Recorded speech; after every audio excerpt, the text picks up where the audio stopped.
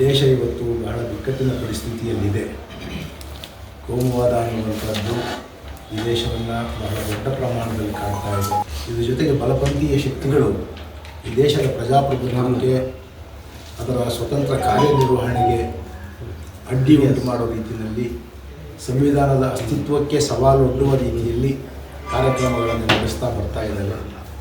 ಆದ್ದರಿಂದ ಇಂತಹ ಸನ್ನಿವೇಶದಲ್ಲಿ ಜಾಗೃತ ನಾಗರಿಕರ ವೇದಿಕೆಯ ಪರವಾಗಿ ನಾವು ಕೇಳ್ಕೊಳ್ತಾ ಇರೋದು ಮೊದಲನೇದೇನು ಅಂದರೆ, ಈ ದೇಶದ ಪ್ರಜಾಪ್ರಭುತ್ವವನ್ನು ಉಳಿಸೋದಕ್ಕೆ, ಸಂವಿಧಾನದ ಆಶಯಗಳನ್ನು ರಕ್ಷಣೆ ಮಾಡೋದಕ್ಕೆ, ಕೋಮು ಸೌಹಾರ್ದತೆಯನ್ನು ಕಾಪಾಡೋದಕ್ಕೆ ಮತ್ತು ಎಲ್ಲ ಜಾತಿಗಳ ಜನರ ಅಭಿವೃದ್ಧಿಯನ್ನು ಸಾಧಿಸೋದಕ್ಕೆ ಬೇಕಾಗಿರುವಂತಹ ಅಭಿವೃದ್ಧಿ ರಾಜಕಾರಣವನ್ನು ಯಾವ ಪಕ್ಷಗಳು ಮಾಡ್ತಾ ಇದೆ, ಯಾವ ಅಭ್ಯರ್ಥಿಗಳು ಮಾಡ್ತಾ ಇದ್ದಾರೆ, ಅಂತಹವರನ್ನು ಆಯ್ಕೆ ಮಾಡೋದ್ರ ಬಗ್ಗೆ ಅವರು ಗಮನ ಕೊಡಬೇಕು ಅನ್ನೋದು ನಮ್ಮೆಲ್ಲರ ವಿನಂತಿಯಾಗಿದೆ.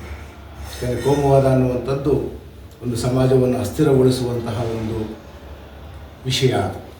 ಜನತೆಯ ನಡುವೆ ವಿಭೇದ ತರುವಂಥದ್ದು, ದ್ವೇಷವನ್ನು ಹುಟ್ಟಿಸುವಂಥದ್ದು, ಅದರ ಮುಖಾಂತರವಾಗಿ ಶಾಂತಿ ಕದಡುವಂಥದ್ದು, ಇದರ ಮುಖಾಂತರವಾಗಿ ಅಭಿವೃದ್ಧಿಯ ಕಡೆಗೆ ಗಮನ ಕೊಡೋದ್ರ ಬದಲು ಯಾವುದೋ ಕೆಲವು ಭಾವನಾತ್ಮಕ ವಿಷಯಗಳ ಬಗ್ಗೆ ಜನರ ಮನಸ್ಸನ್ನು ಎಳೆಯೋದ್ರ ಮುಖಾಂತರವಾಗಿ ಅಂತಿಮವಾಗಿ ದೇಶದ ಕಾರ್ಪೊರೇಟ್ ಹೌಸ್ಗಳಿಗೆ ಅನುಕೂಲ ಮಾಡಿಕೊಡುವಂತಹ ಆರ್ಥಿಕ ನೀತಿಗಳನ್ನು ಜಾರಿಗೊಳಿಸೋದು ಅವರ ಉದ್ದೇಶ ಆಗಿದೆ. ಕಳೆದ 10 ವರ್ಷಗಳಿಂದ ಏನು ಕೇಂದ್ರ ಸರ್ಕಾರದಲ್ಲಿ ಆಡಳಿತದಲ್ಲಿದೆ BJP ಸರ್ಕಾರ, ಅದು ಮುಖ್ಯವಾಗಿ ಮಾಡಿರುವಂತಹ ಕೆಲಸ ಏನು ಅಂತ ನಾವು ನೋಡಿದ್ದೀವಿ. ಬೆಲೆ ಏರಿಕೆಯನ್ನು ನಿರ್ಬಂಧಿಸಲಿಲ್ಲ, ಕಪ್ಪು ಹಣವನ್ನು ನಿರ್ಬಂಧಿಸಲಿಲ್ಲ, ಜನತೆಗೆ ಅನುಕೂಲವಾಗುವ ಕಾರ್ಯಕ್ರಮಗಳನ್ನು ಮಾಡಲಿಲ್ಲ. ಅದರ ಬದಲಾಗಿ ಮಂದಿರ ಮಸೀದಿಯಂತಹ ವಿಷಯಗಳನ್ನು ಮಾತ್ರ ಬಹಳ ಪ್ರಧಾನವಾಗಿ ಪ್ರತಿಪಾದನೆ ಮಾಡಿದರು. ಅದರಿಂದ ದೇಶದಲ್ಲಿ ಬೇಕಾದಷ್ಟು ಅಶಾಂತಿ ಉಂಟಾಯಿತು, ಜನತೆಯ ನಡುವೆ ವಿಭೇದಗಳು ಕೂಡ ಉಂಟಾದವು. ಅದನ್ನು ಈ ಸಂದರ್ಭದಲ್ಲಿ ಈಗ ನಾವು ಮಾಡಬೇಕಾಗಿರೋದು ಅಭಿವೃದ್ಧಿ ರಾಜಕಾರಣಕ್ಕೆ ಪೂರಕವಾಗಿರುವಂತಹ ಒಂದು ಆಯ್ಕೆಯನ್ನು ಮಾಡಬೇಕು.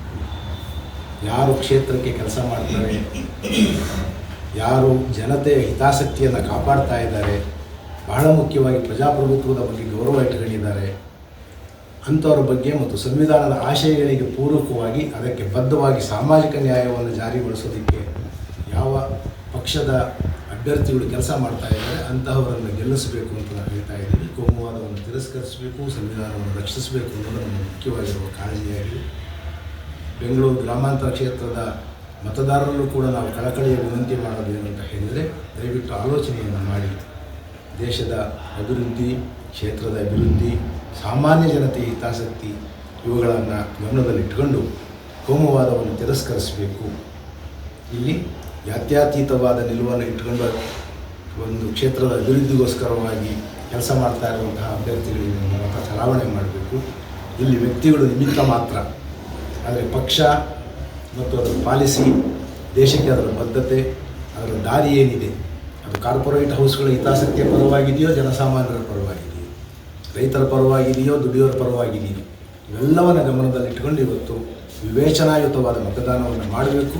ತಪ್ಪದೆ ಎಲ್ಲರೂ ತಮ್ಮ ಮತಗಳನ್ನು ಚಲಾಯಿಸಬೇಕು ಮತ್ತು ಯಾವುದೇ ರೀತಿಯ ಅಪಪ್ರಚಾರಕ್ಕೆ ಕಿವಿಗೊಡಬಾರದು.